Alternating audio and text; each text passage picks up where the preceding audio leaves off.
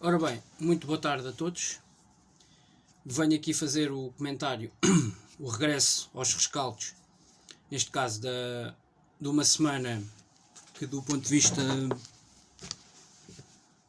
vista desportivo para o meu clube, neste caso, obviamente e dos rescaldos que me interessam, no que toca a esse nível, a esse respeito, de facto, uma semana extraordinária para o Sporting Clube Portugal, que passou na Liga dos Campeões aos oitavos de final quase que de forma improvável. Ninguém daria nada pelo Sporting, sobretudo ao cabo das duas primeiras jornadas. De facto, o cenário estava negro, a diferença de golos era muito mazinha, não é? Nessa fase tínhamos 6 sofridos e apenas um marcado. Tínhamos 2 jogos, 2 derrotas, e o pior que isso, os outros 2 adversários, quer o Dortmund, quer a Ajax, já tinham 6 pontos ao fim dos 2 primeiros jogos. Só que o Sporting contou com um pormenor, um aspecto.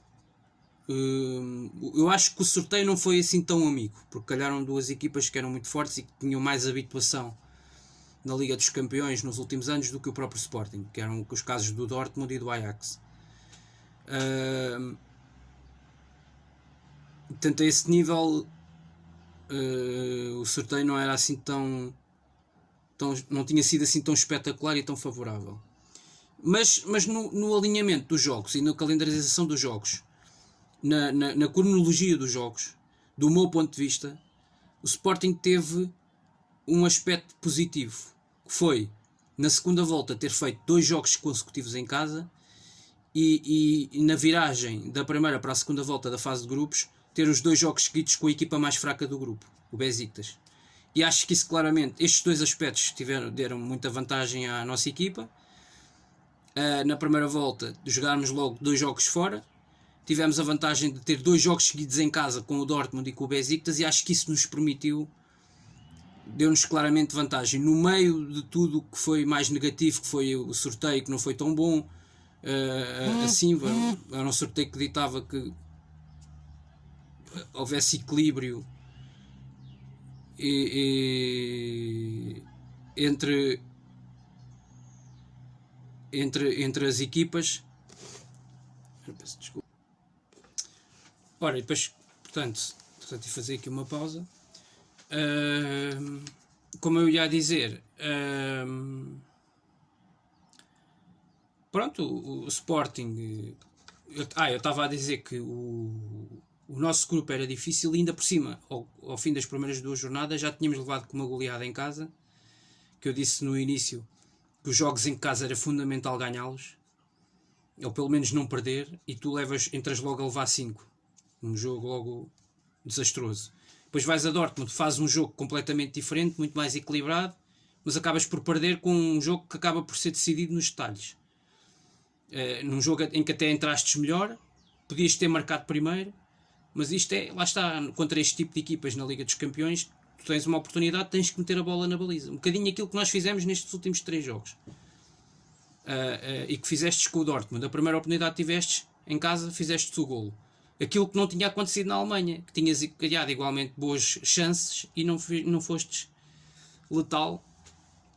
E o Dortmund aproveitou uma e acabou por depois gerir e ganhar o jogo. Os jogos a esse nível foram até um tanto ou quanto parecidos, pelo menos na forma como as equipas o interpretaram, consoante os vários momentos do jogo. Mas eu independentemente disso, acho que é preciso relevar, portanto, os 3 jogos que o Sporting faz. Se calhar também muita gente não contava com as 2 quase goleadas que no confronto direto o Dortmund sofre com o Ajax. Aliás, eu no início da época até dava o Dortmund como favorito neste grupo, a passar em primeiro, mas realmente o Haaland tem tido uma primeira volta de temporada muitíssimo azarada, mesmo assim consegue ser o melhor marcador da equipa, e é um jogador preponderante, Eu disse logo, eu disse há 2 semanas que achava que as ausências de Haaland e Hummels, que são 2 jogadores, são 2 esteios desta equipa do Dortmund, desta época.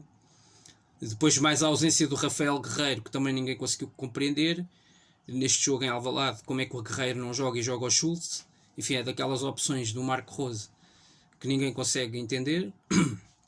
E que no fundo acabaram por prejudicar o Dortmund, porque o Rafael Guerreiro seria sempre um jogador com o qual o Sporting iria ter dificuldades para lidar, porque é um jogador de grande qualidade, é um lateral muitíssimo bom tecnicamente e muitíssimo bom nos vários aspectos do jogo, até é equilibrado a defender. E a ausência também do Torgan Hazard à última da hora também ainda complicou mais as contas. Portanto, esta equipa apareceu em Alvalade de facto com bastantes baixas, mas o Sporting jogou com o Ajax, levou 5 em casa e não tinha o Pote nem o Coates. Também fomos jogar à Alemanha sem o Pedro Gonçalves, portanto, por exemplo, no jogo da primeira volta. Por isso, quer dizer, estas ausências toca a todos.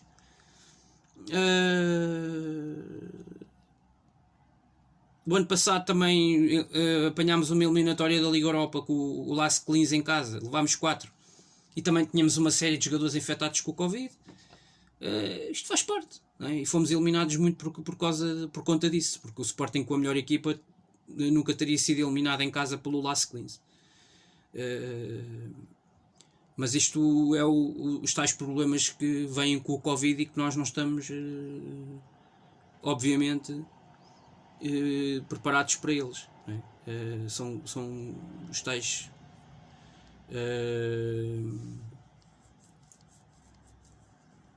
os tais problemas que vêm a reboque deste tipo de doenças e deste tipo de situações que ninguém consegue controlar.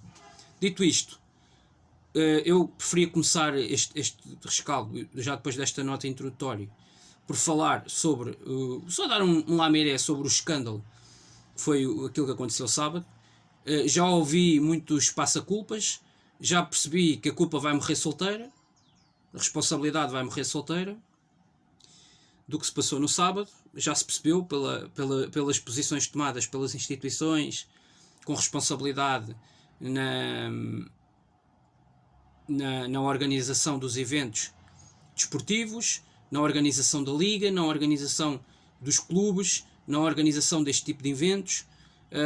Há aqui jogos de interesse, há aqui jogos de bastidores, eu acho que houve aqui um pouco de tudo, e acho que a responsabilidade, a meu ver, é repartida por 3 entidades claras deste jogo. A única entidade em que eu não consigo colocar responsabilidades neste jogo, nem o ONUS, é na entidade da arbitragem. Portanto, a arbitragem é a menos culpada daquilo que aconteceu sábado à noite, no palco do jogo.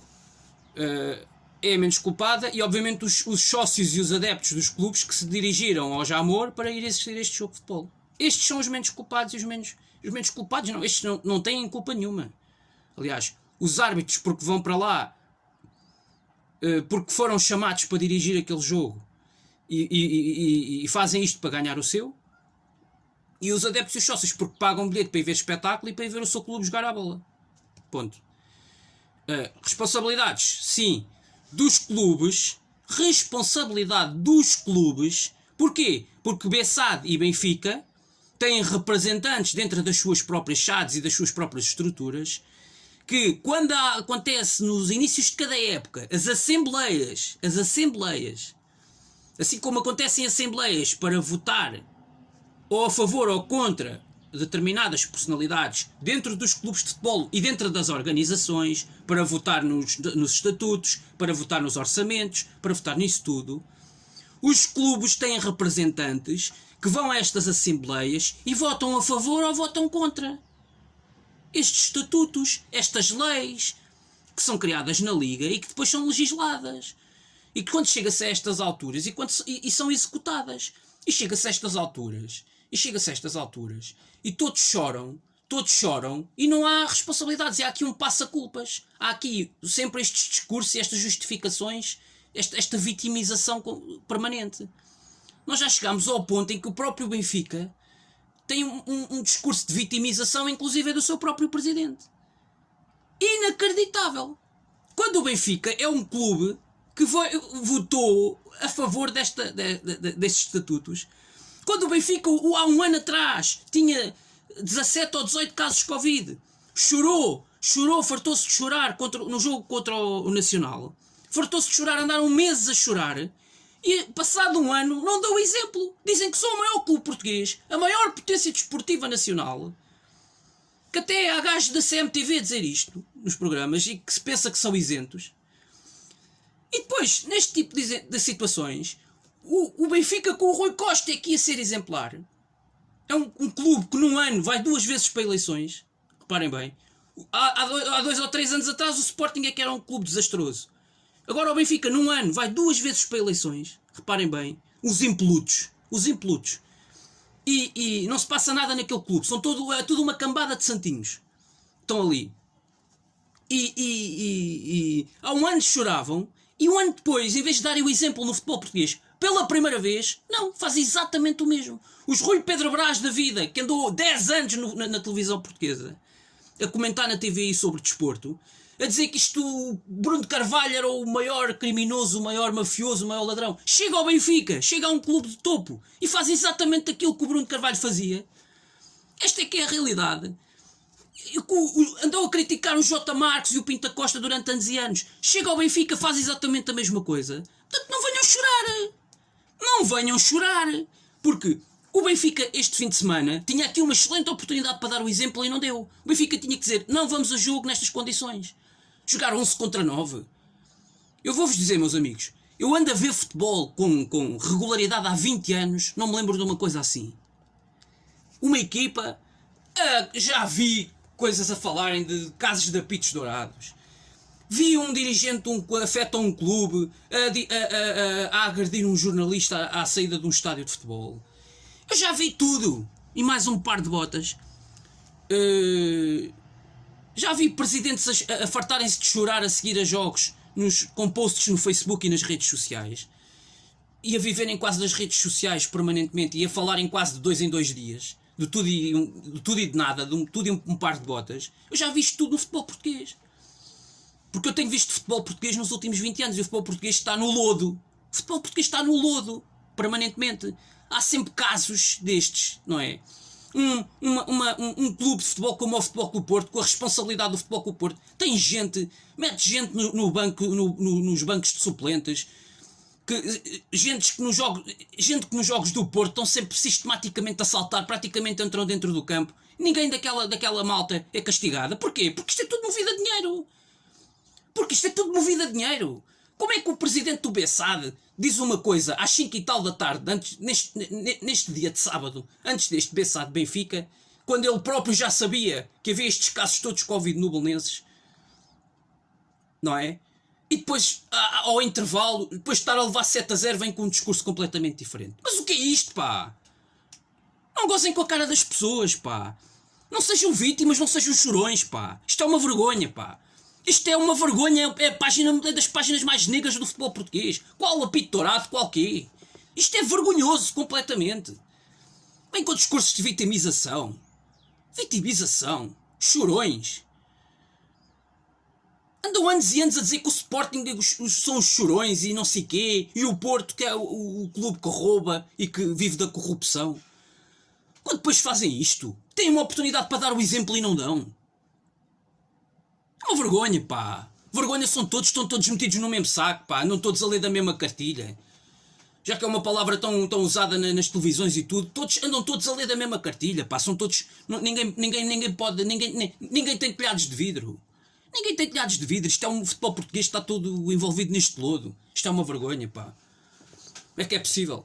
Têm a oportunidade de dar o exemplo. Entram num jogo de início, 11 contra 9. O Bessade com 2 guarda-redes e 7 jogadores de campo.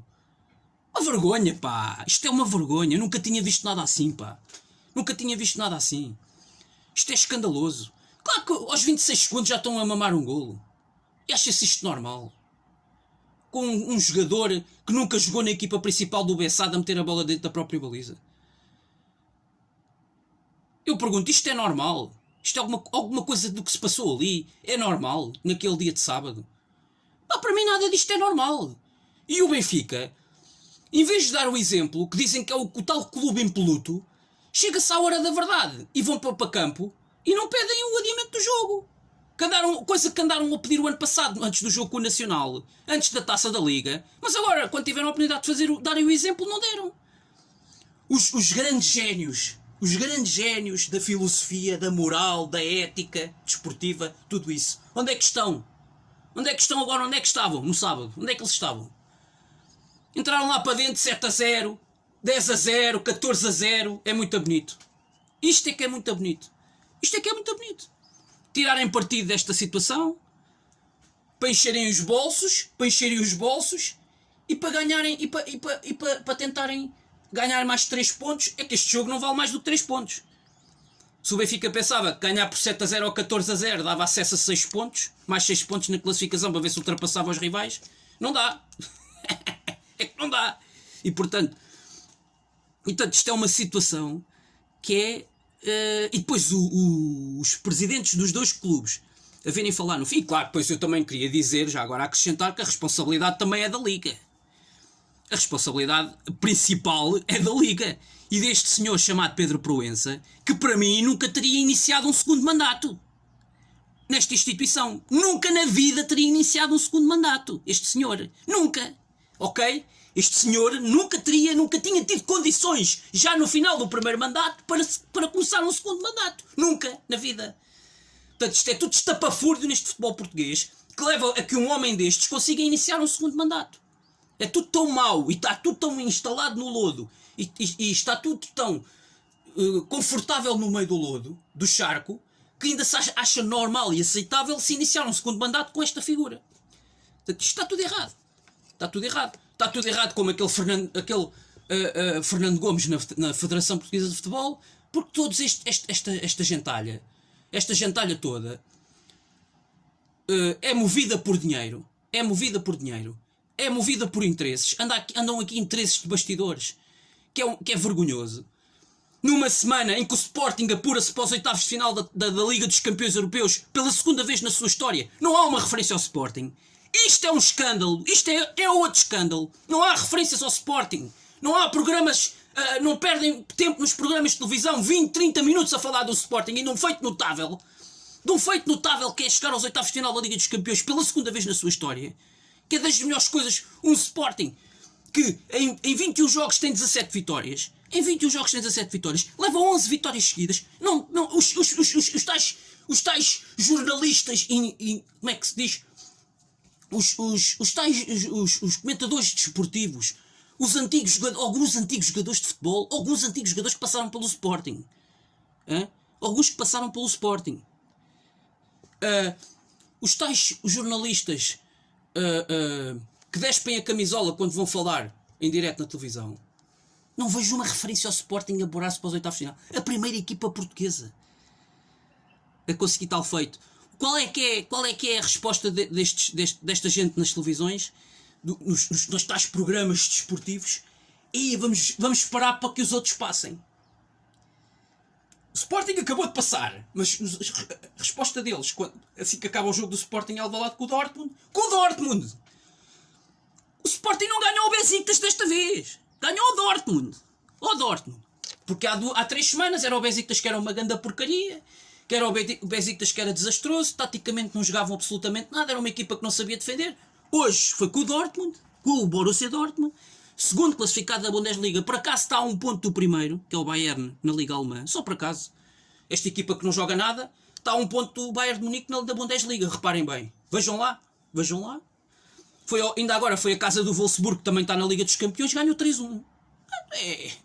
É uma equipa de aleijados, é uma equipa que não joga nada, é uma equipa de coxos. Teve 3 ou 4 baixas em Alvalade, como o Sporting já jogou nesta Liga dos Campeões com 3 ou 4 baixas, esta época.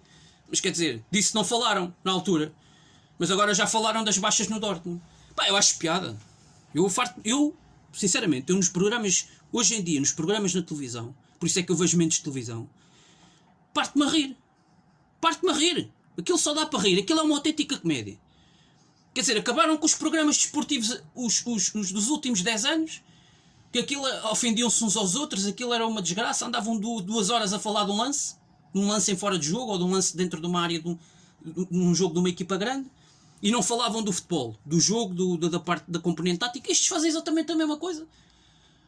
Estão ali, eu vejo um programa no Canal 11, vejo um programa desportivo em que vejo uma garota a falar 2 horas ou 3 horas, a falar 6 ou 7 programas que eu já vi esta época, a falar sempre da mesma coisa em relação ao Sporting. A falar da mesma coisa em relação ao Sporting. Que é uma equipa que defende muito bem, que parece que não tem jogadores de ataque, uma equipa que marca 12 golos na Liga dos Campeões. É uma equipa que defende bem, mas parece que não ataca bem. Uma equipa que só o treinador é que tem méritos, os jogadores não têm méritos naquilo que tem sido feito. Pá, eu acho isto fantástico. Eu acho que isto é que é o exemplo que devemos dar na televisão. Que esta gente deve dar na televisão. Esta gente que comenta o desporto e o futebol é que devem dar estes exemplos na televisão. Em vez de se falar do fundamental, do essencial, de se dar méritos a quem o merece, porque o Sporting merece que lhe sejam dados esses méritos. O Sporting não joga nada. O Sporting dá iniciativa aos outros. E papapá. O Sporting não joga nada, que o Dortmund ganhou 3-1 só por acaso. Ganha-se 3-1 na Liga dos Campeões, ou um Dortmund em casa só por acaso. Quer dizer, pá, eu acho que continuamos a insistir neste tipo de programação, continuamos a insistir que esta gente tem este tipo de tempo de antena, a dizer sempre as mesmas coisas todas as semanas. E gente que anda ali no futebol há 40 anos, 50 anos naquele mesmo programa, não conseguem dizer a esta garota, tem lá mais calma, diz lá coisas que sejam corretas efetivamente nos próximos programas. Não há. E andamos aqui nisto, andamos a tolerar isto, que é uma vergonha. Do meu ponto de vista é uma vergonha. Não é? É uma vergonha. Um clube que passa aos oitavos de final da Liga dos Campeões, um clube que está nos oitavos de final da Taça de Portugal, está praticamente na Final Four da Taça da Liga, e que venceu a Supertaça no início da temporada, e que está na liderança do campeonato, reparem bem, com os mesmos pontos da época passada.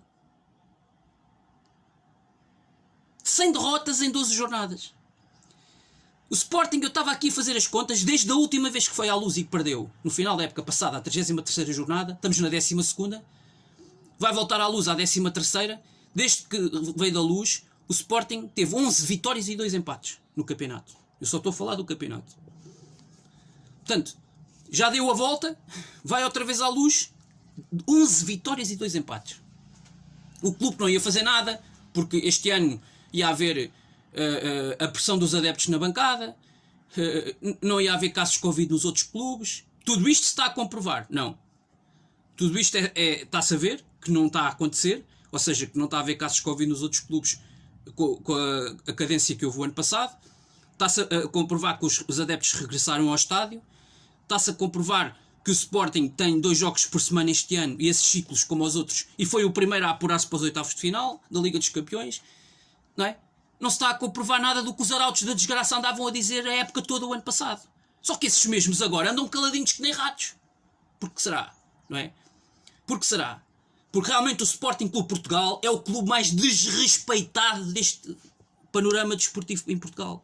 O clube mais desrespeitado, e é uma verdadeira vergonha. E andamos nós, sportinguistas, há anos, é uma luta com 2, 3 décadas, a combater este sistema, a combater a comunicação social e a combater estes estigmas. Porque é um descalabro. É um descalabro. Para além de todos os problemas inerentes às estruturas e à questão financeira e à questão dos jogos de interesses, de bastidores que existem no futebol português, ainda temos que andar a combater esta espécie de perseguição e de crítica permanente ao Sporting, quando hoje o Sporting está na mão de cima, está a ganhar e fala 5 minutos em cada programa do Sporting. Portanto, eu tenho que reparar, até o Canal 11, não é? Que eu pensava que era um canal que ia fazer a diferença a esse nível, exatamente como aos outros, fala-se do Sporting 5 minutos, está despachado, pronto, chega, siga, e depois estão meia hora a falar do Benfica, meia hora a falar do Benfica, seja o Benfica a jogar mal, a jogar bem, a perder, a empatar, a ganhar, meia hora a falar do Benfica.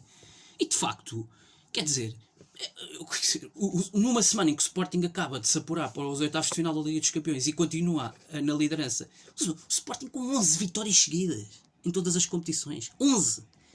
Os jornais desportivos hoje de manhã metem numa referenciazinha o Futebol Clube do Porto com 8 vitórias seguidas em casa. Em casa. O Sporting leva 11 vitórias seguidas para todas as competições. Para todas as competições, em casa e fora. isto não é destacado. Epá, é isto que eu digo. Até o Porto, que já tem mais no sistema e na comunicação social, tem mais peso que o Sporting. E portanto nós realmente, e depois temos um clube, que é preciso dizer, eu gosto da conduta do Varandas, do comportamento que ele tem tido, não tem falado tanto como o outro, porque não há necessidade de falar tanto. Epá, mas também não falar nada é demais. Há aqui situações que eu acho que o presidente do Sporting, num clube desta dimensão, quer dizer, vê o clube a ser vilipendiado, criticado, por qualquer... Hoje até o Braga já levanta a garimpa, e nós temos um presidente que é não temos um órgão de representação do clube. Vejo um gajo de representação que está ligado à direção do Frederico Varandas, que só vai falar para o canal do clube. Mas quem é que quer saber do canal do Sporting TV? Quem é que quer saber disso? Quem é que vai ouvir o Miguel Braga na Sporting TV? Absolutamente ninguém quer saber. Portanto, o clube, dentro das suas próprias estruturas, devia inovar em alguns aspectos. Porque nós estamos a ser criticados na praça pública e temos um representante da comunicação que vai falar para o canal do clube. Mas quem é que vai ver? Isto era a mesma coisa que agora o Rui Pedro Brás fosse falar para a Benfica TV. Ou com o J. Marques. O J. Marques já fez isso para o canal do Porto. Mas o canal do Porto é um canal mais... É um canal que tem... É um canal que tem um universo de gente que nem sequer muitos deles, porque o canal Porto Canal não aborda apenas a temática desportiva e do futebol, sobretudo. Fala sobre outras temáticas, tem um conteúdo de programação muito mais vasto, e isso faz com que mais pessoas vejam o canal e se interessem por também depois irem acompanhando e seguindo a parte desportiva. E aí era possível ter um J. Marques a comentar nesses programas desportivos desse canal, porque havia mais gente a ver o canal. No Sporting não. A Sporting TV não tem evoluído de ano para ano. E já estamos a falar de um canal que daqui a bocado vai fazer 10 anos. Mas não tem evoluído. Portanto, o Sporting TV não é um canal em evolução. Porque o seu conteúdo de programação não tem evoluído. Não tem acompanhado os tempos, não há aqui exatamente não há aqui o interesse em introduzir qualquer coisa diferente. Não, é quase sempre a mesma coisa. E aborda só muita temática desportiva, os jogos de pavilhões, os desportos, as modalidades de pavilhão, o futebol, e não passa muito disto. Não é? Ok, algumas histórias dos clubes, de alguma atenção a alguns adeptos, sócios, que falam, a questão dos núcleos, etc. Até isso já desapareceu um pouco, esses programas dos núcleos e não sei o quê. Portanto, eu acho que um programa assim não vai ter tanto interesse, não vai canalizar tanto interesse. E portanto tens o Miguel Braga com o Manuel Fernandes e até uma bela... o Litos. Tens até um belo painel de comentadores, mas depois aquilo não atrai excelentes apresentadores até. Mas aquilo tu não vês, não vais ter ali 5 ou 6 milhões de audiência a ver aquilo. Durante 1h30, 2 horas por semana. Não tens. E portanto, tu tens um representante do Sporting, da comunicação, que devia de aderir a mais programas, a mais canais diferentes e vir e dar o seu ponto de vista. Por isso é que eu digo, o Varandas não faz isto porque está-se completamente a manibar para a parte da comunicação. Porque ele também já percebeu que não sabe comunicar. Mas depois tens o Miguel Braga que vai apenas para o canal do clube. E às tantas, o Sporting está a ser criticado e está a ser tudo e mais um par de botas na praça pública e não tem representação. Não tem ninguém que nos vem defender. O Rui Costa, acontece a vergonha que acontece e é o presidente do Benfica, chega-se à frente e vem falar, mal ou bem, vem falar e vem comunicar. O Pinto da Costa aparece N vezes, ainda agora apareceu a dar mais uma entrevista e a dar mais não sei o quê, e tu vês no Sporting não tem representação na comunicação social. Ok? Tem ali uma cambada, uma data de gajos que vão para ali, para a RTP, para a CNN, agora é CNN, a CMTV, vão para ali representar o Sporting. Mas quer dizer, vão para ali representar o Sporting mais como adeptos do que propriamente como gente da estrutura, que esteja lá dentro dos meandros, que percebam daquilo. Não percebem, não é? Portanto, tu às tantas tens ali uma situação... aliás, até tinha mais gente que pertencia à estrutura e que sabia do que se passava dentro do Sporting durante vários anos, nos outros programas que já acabaram. Pois, aliás, como acontecia com o Benfica, com o Rui Gomes da Silva, por exemplo. Mas os programas havia até gente que sabia mais destes pormenores e desses detalhes do que propriamente no resto. Dito isto, e para finalizar, falar de...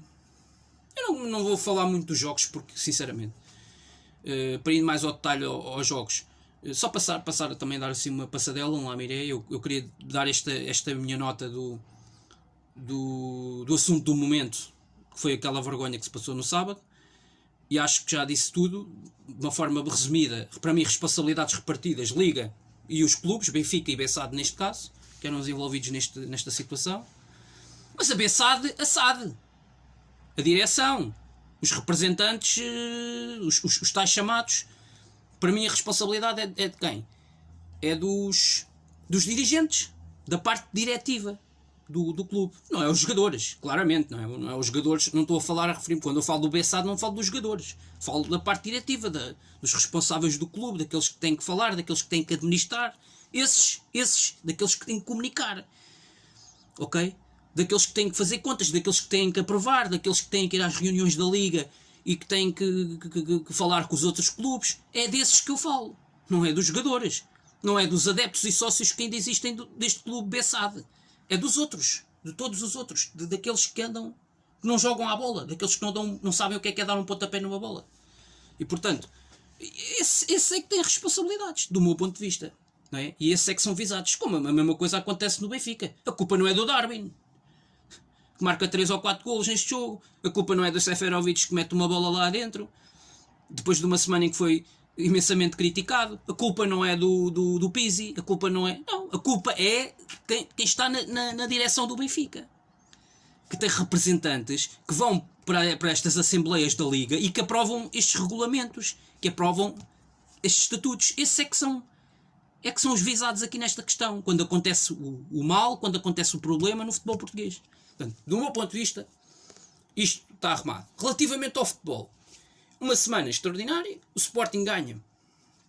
Eu quase que acabo por não falar aqui do rescaldo propriamente dito do Sporting com o Tondela, mas isto também é um jogo que não tem grande história, porque o Tondela reage bem ao momento do gol. O Sporting é muito melhor na entrada do jogo, os primeiros 10 minutos, 11 minutos muitíssimo bons, mas eu questiono-me o que é que aconteceu. Não sei se o abaixamento de forma da equipa depois do gol do Sarabia, que já agora deixem-me diga, depois de ver uma ou duas repetições, a sensação que me deu é que o jogador do Tondela toca a bola para o jogador do Sporting, a bola vem do jogador do Tondela e portanto para mim o gol é legal. Não há... Se eu visse claramente na repetição dos lances que a bola é tocada pelo jogador do Sporting e que o Sarabia colhe benefício com o toque do jogador do Sporting, aí claramente só o jogador do Sporting que passa, o jogador do Sporting que remata a baliza e que estava adiantado, claramente estava em fora de jogo e o lance tinha que ser anulado pelo VAR. A questão aqui é que quem toca na bola em último lugar é o jogador do Tondela. Não sei se foi pela pressão, se foi pelo momento, que ele foi obrigado a fazer aquilo quase que sem pensar. Não sei o que é que aconteceu ali ao jogador do Tondela naquele instante, naquele momento em que ele tem que assumir a tomada de decisão. Se calhar acaba por tocar ali a bola, ela vai para o jogador do Sporting e dá golo. Para mim é sempre daqueles lances discutíveis e é daqueles lances complicados para quem está a ver de fora.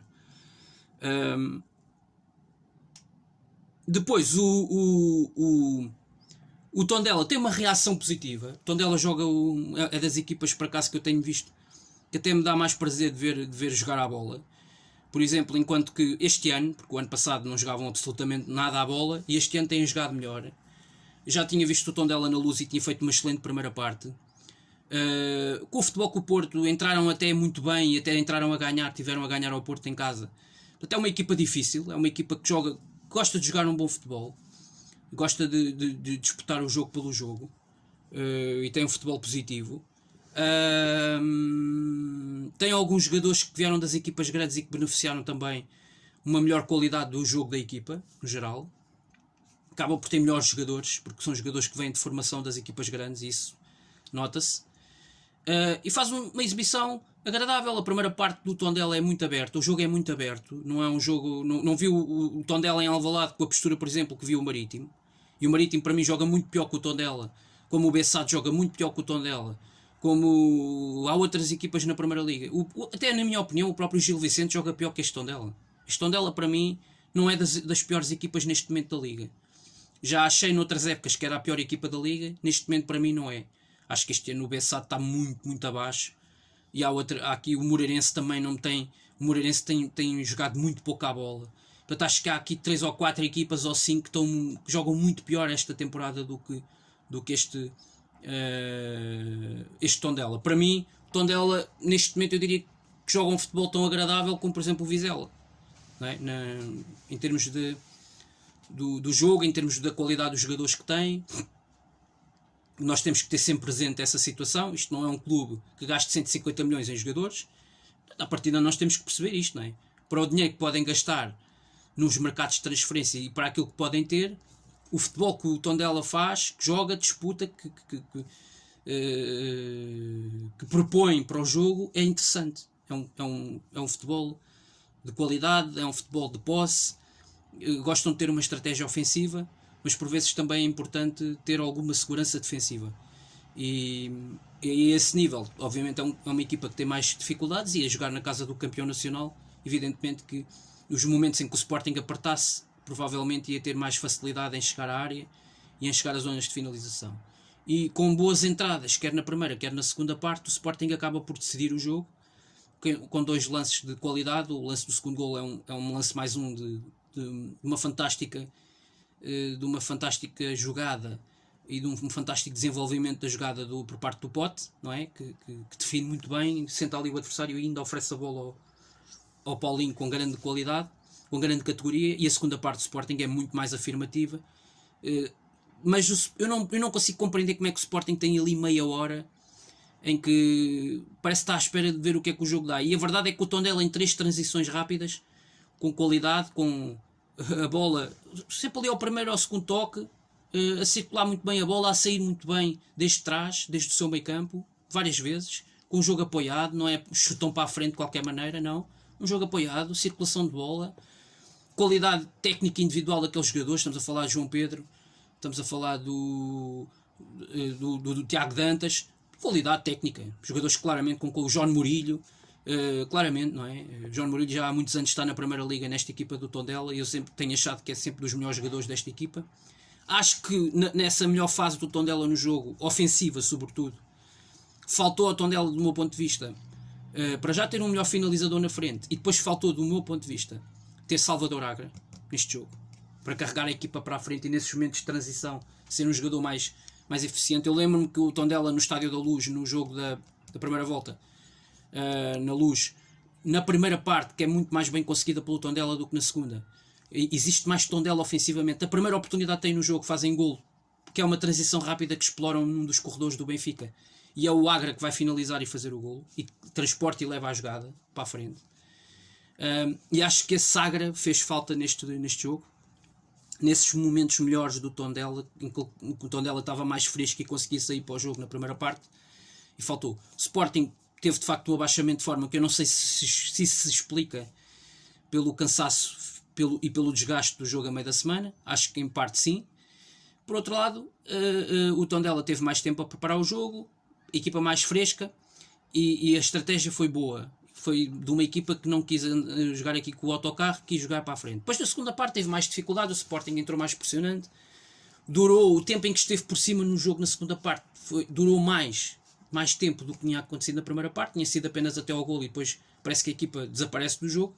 Na segunda parte não, vai para lá do golo, acontece o golo do Paulinho, uma excelente jogada coletiva, mas depois a equipa tem mais 2 ou 3 situações e tem mais 10 minutos em que está por cima, claramente, do jogo. E portanto o Sporting teve aí 20, 25 minutos em que teve gestão, fez a gestão do jogo. O Tondela também, o jogo foi mais disputado a meio campo, mas no geral foi uma vitória justa de um Sporting que foi um Sporting económico. É um Sporting, claramente vai ser um Sporting muito mais intenso no jogo de sexta-feira, no Derby da Luz, aí sim, que é um jogo de outro cartaz, não é? E sabia-se o Sporting, o seu treinador sabia que andava aqui no fundo na preparação de 3 jogos. Ele andava aqui a olhar para 3 jogos, porque este jogo com o Tondela não era muito fácil, porque era um jogo que se situava entre 2 jogos de capital importância para a época do Sporting, né? O Benfica e o Borussia Dortmund deram 2 jogos de uma pressão e num espaço, disputados praticamente no espaço de 11 dias. Portanto, com tudo isso, a montante desses aspectos que já aqui abordei. Portanto, eu acho que isso em certa medida pesou. A lesão do Palhinha, que saiu deste duplo desgaste, pode ser complicada e parece que vai fazer o jogador parar um mês e pelo menos vai falhar para aí mais 5 ou 6 jogos do mês de dezembro. O mês de dezembro é muito pior para os rivais, para o Benfica e para o Porto sobretudo, em termos do grau de dificuldade dos jogos, dos adversários, e porque Porto e Benfica ainda têm muita coisa a decidir na Liga dos Campeões, no seu futuro na prova, e nas taças,